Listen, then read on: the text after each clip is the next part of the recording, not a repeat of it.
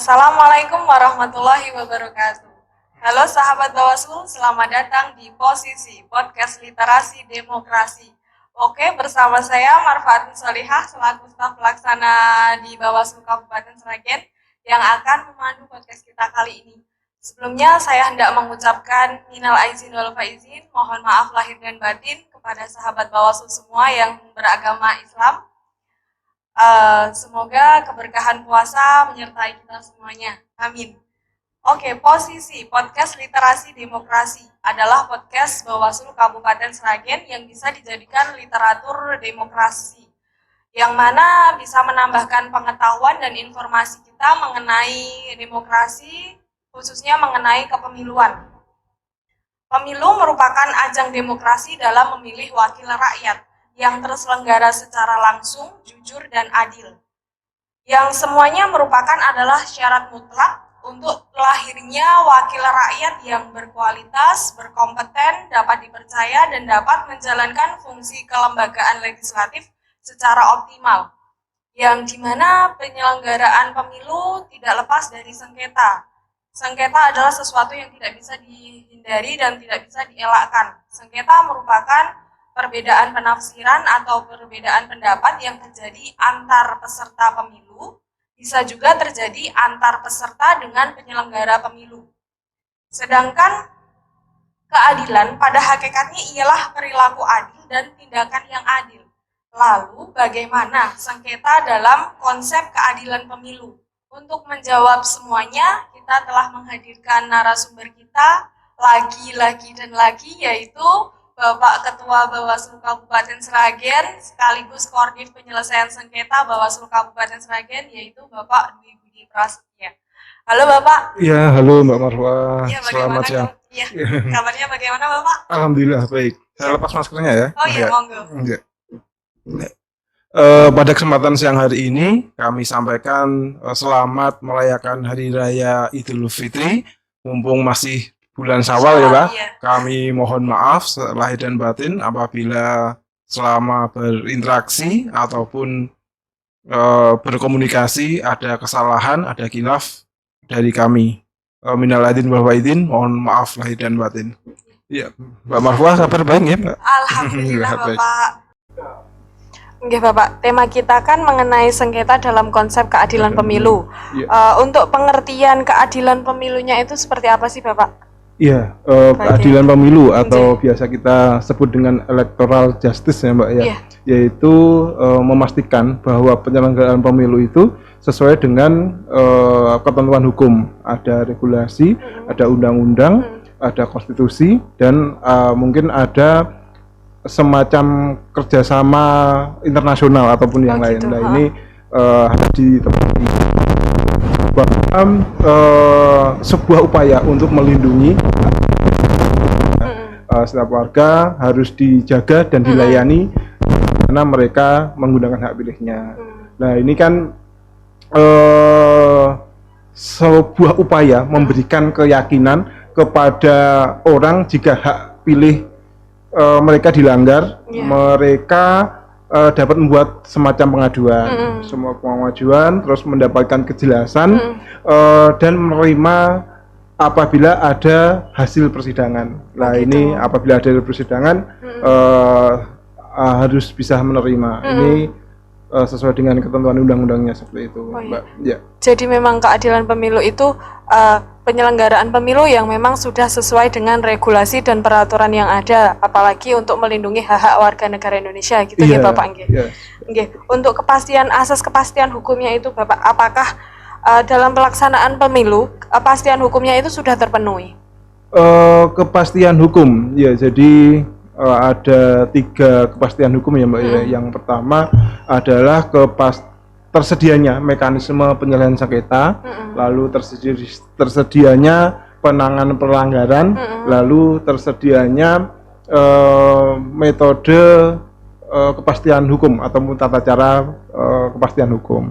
Nah ini yang pertama terkait dengan penyelesaian sengketa, proses pemilu seperti yang disampaikan Mbak Marwah tadi, bahwa penyelesaian sengketa itu ada 2, antara peserta dengan peserta antara Antara peserta, ya, ya. lalu dengan penyelenggara pemilu Iya. serta peserta. Nah, ini kan sesuai dengan regulasi Undang-Undang 7 tahun 2017 sudah sebuah kewenangan yang diberikan ke Bawaslu.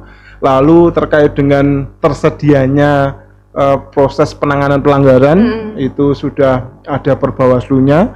Yang pertama itu adalah Perbawaslu nomor 7 tahun 2018, yang kedua adalah Perbawaslu nomor 8 tahun 2018, dan yang terakhir adalah Perbawaslu nomor 4 tahun 2019. Nah, ini merupakan sebuah kepastian hukum untuk menangani apabila ada pelanggaran gitu, itu pelanggaran Perbawaslunya pemilu, itu. Lalu yang terakhir yaitu tersedianya hukum acara pemilu, Mbak. Hukum acara pemilu yang saya sampaikan di depan lagi. Hukum acara itu adalah sebuah hukum ataupun prosedur atau serangkaian aturan yang mana mengikat dan mengatur tata cara dalam persidangan, baik itu pidana, perdata ataupun PT-UN. Nah, ini bagaimana tata cara hukumnya ini. Lalu yang berkaitan dengan pemilu ini di penyelesaian sengketa kan juga ada hukum acaranya juga, Mbak, untuk penyelesaian sengketa. Ini sudah ada regulasi yang menyatakan untuk menyelesaikan itu, yaitu seperti episode kita kemarin itu ya, Mbak, itu kan sudah membahas terkait dengan prosedurnya itu.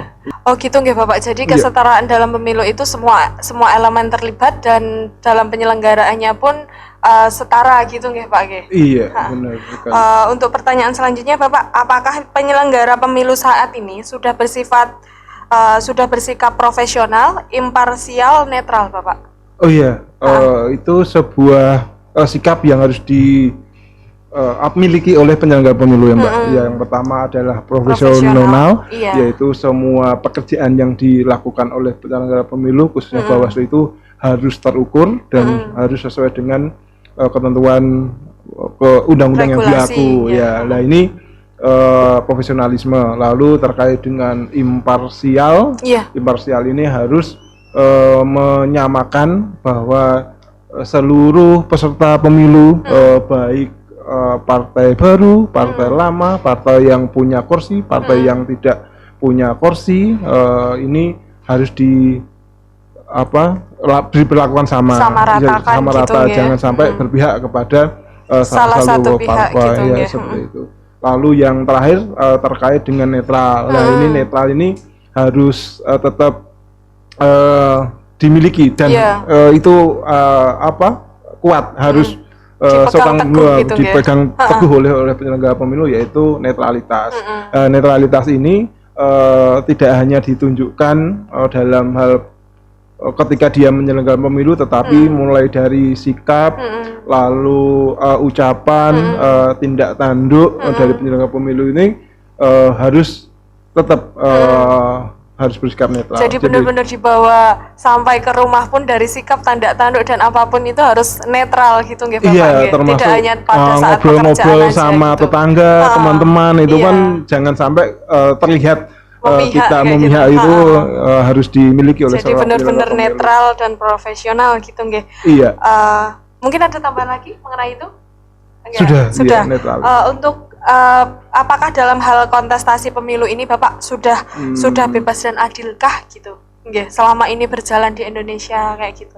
Ya, menurut kita semakin hari dari pelaksanaan pemilu dari tahun ke tahun, regulasi ini semakin baik ya Mbaknya. Jadi kesetaraan dalam kontestasi, kandidasi peserta itu semakin kuat, yang mana calon perseorang pun itu kan juga difasilitasi oleh undang-undang. Jadi apabila ada warga yang ingin mencalonkan sebagai bupati atau wakil bupati, dia itu tidak diakomodir oleh partai politik, maka dia bisa saja bisa mencalonkan diri sebagai peserta pemilihan gitu. Lalu ketika di partai politik. Partai politik kan juga sama. Kemarin ada partai baru yang lolos verifikasi faktual. Ini kan tanda bahwa demokrasi semakin hari semakin bebas dan banyak ini ya diterimalah dari kalangan siapapun yang ingin ikut konsultasi itu difasilitasi oleh undang-undang. Jadi memang benar-benar sudah difasilitasi dan sudah adil gitu nggih Bapak, diatur semuanya di regulasi dan peraturan-peraturan yang ada gitu. Iya. Nggih. Mungkin cukup Bapak pertanyaan dari saya, ada closing statement dari Bapak mungkin untuk sahabat Bawaslu, pesan-pesan untuk sahabat Bawaslu mengenai keadilan pemilu harus seperti apa, atau pesan sahabat Bawaslu harus bagaimana berpartisipasi seperti apa, seperti itu, oke, monggo. Iya, terima kasih Mbak Marfa. Ya, jadi electoral justice ini, keadilan pemilu ini merupakan sebuah capaian ataupun upaya yang tetap dijaga marwahnya oleh Bawaslu. Jadi Bawaslu ini tetap mengedepankan supaya keadilan pemilu itu ditegakkan dalam penyelenggaraan pemilu ataupun pilkada di Indonesia. Nah ini gitu, kita Bawaslu lah yang berada di garis depan untuk menjaga keadilan pemilu ini. Demi terwujudnya pemimpin yang berintegritas, profesional seperti itu nggih Bapak. Iya, penyelenggaraan pemilunya itu Mbak, penyelenggaraan pemilu yang demokratis, tanpa adanya tanpa adanya intervensi dari manapun. Bawaslu tetap harus mandiri, tetap independen seperti itu. Oke. Mungkin cukup Bapak. Baik, untuk sahabat Bawaslu yang ingin menyampaikan pertanyaan, saran, dan masukan bisa komen di kolom komentar. Dan mohon dukungannya untuk Bawaslu Kabupaten Sragen, untuk sahabat Bawaslu untuk like, komen, dan subscribe channel Bawaslu Kabupaten Sragen. Saya selaku host, apabila dalam memandu banyak salah kata, saya memohon maaf. Terima kasih. Wassalamualaikum warahmatullahi wabarakatuh. Terima kasih Bapak. Ya, sama-sama Mbak.